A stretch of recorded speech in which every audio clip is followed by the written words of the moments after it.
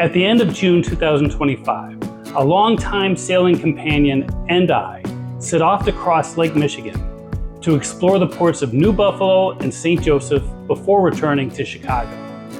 This is not the trip that was originally planned. Watch this video to learn the planning, preparations, and adjustments that had to be made in order to make this double-handed trip across the lake possible. Hi, I'm Sailor Eric, and if you're interested in sailing or boat maintenance, you have come to the right channel.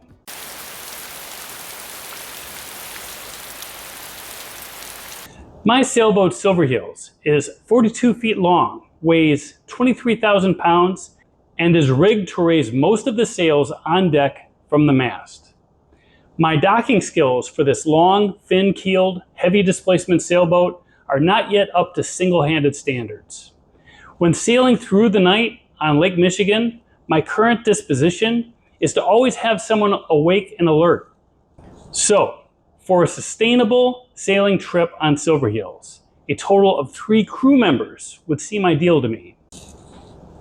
Silverheels can accommodate and berth 3 people relatively comfortably, and that number would facilitate a watch system that would give everyone between 5 to 8 hours of continuous sleep per night while underway. There are only a few potential crew members in my world that might be willing to devote more than 1 week for a sailing trip.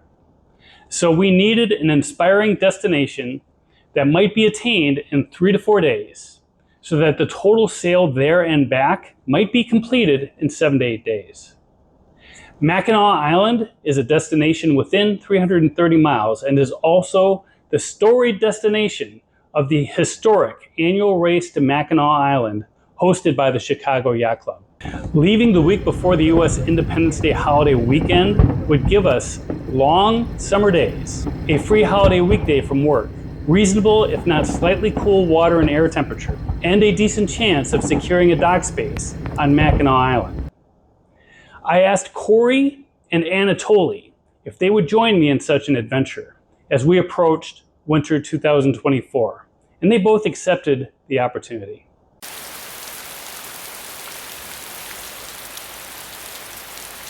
Over the winter, we created some shared Google documents which allowed us to collaborate on meal planning, provisioning, as well as maintaining research on different potential harbors to which we might seek refuge and rest.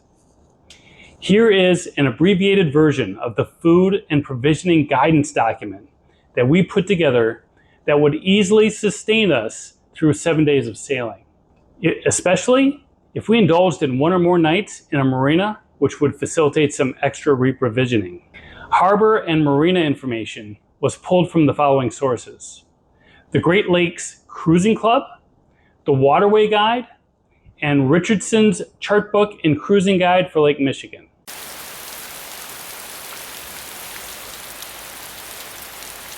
After Silverheels was splashed and delivered to her home port of Monroe Harbor, Chicago, I made sure to be available to sail most weekends so that the crew could further acclimate and get accustomed with more of the boat's systems.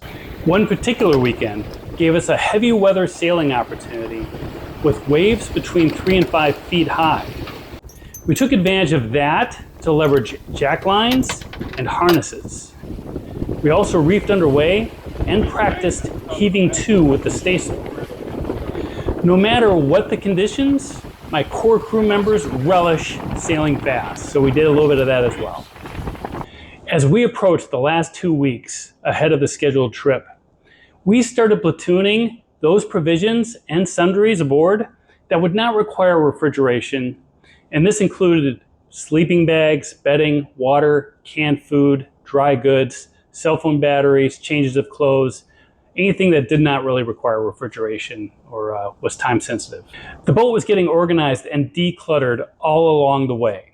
Emergency gear and resources were inventoried and stowed to include a satellite messenger device, a handheld GPS, an emergency weather radio, plenty of extra lithium charging batteries, charts and harbor resources guides, and a logbook.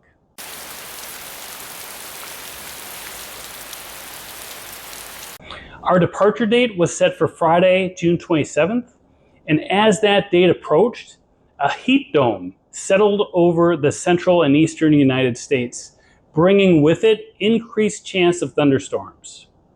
Here are the weather forecasts I was watching on the Wednesday and Thursday leading up to our intended departure date. This information led me to propose to the crew that we should consider delaying our departure by a day, and further consider sitting in a port between the following Sunday and Monday to avoid potential for lightning and severe winds on the lake during those days, the possibility of thunderstorms. Corey agreed and actually confessed that he was about to reach out to me with a similar proposal. Anatoly was also okay with the decision. This would put arriving at our ultimate destination in jeopardy, but crew safety and comfort is extremely important. We were now set to depart Saturday morning on June 28th. For those Lake Michigan sailors out there watching, please leave a comment about how you would interpret those forecasts and whether you would have modified your sailing plans. 15 hours before our scheduled departure, I received a text from Anatoly, who indicated he had a family emergency that would prevent him from joining the trip. He would have to withdraw as crew.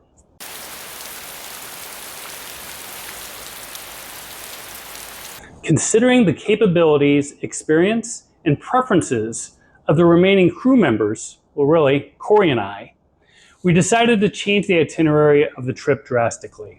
We went from multiple day offshore passages involving watches to double-handed day sails to destination ports.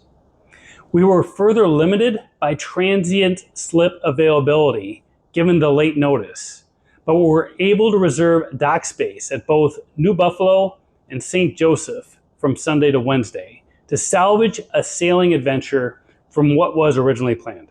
Corey and I met midday on Saturday with all provisions in hand that would require refrigeration and started our experience there. We took the boat out from Monroe Harbor to Burnham Harbor to fuel on their fueling dock. We added 15 gallons of diesel to the tank. We also spent a little time calibrating the prop walk of the boat when going in reverse. Prop walk is the phenomenon where the direction in which the propeller turns causes the boat's stern to be pushed in a particular direction. My boat has a V-drive, which pushes the stern to starboard when in reverse. The opposite effect occurs to the bow, where it is pushed to port. However, I have a feathering max prop, and that limits the effect of what might otherwise be a more prominent prop walk on other boats. We then moored back into Monroe Harbor. And given that we were a bit over-prepared at this point for this scaled-down trip, we decided to cut into our provisions and prepare a meal on the propane stove.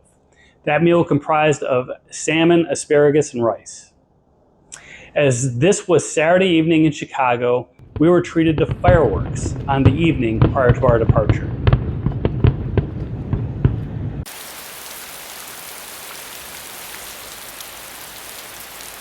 On Sunday, June 29th, we left the mooring ball around 7 a.m.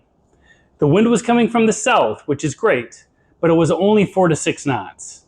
So the game plan for the day became motor sailing across the lake. The day was pleasant with puffy clouds.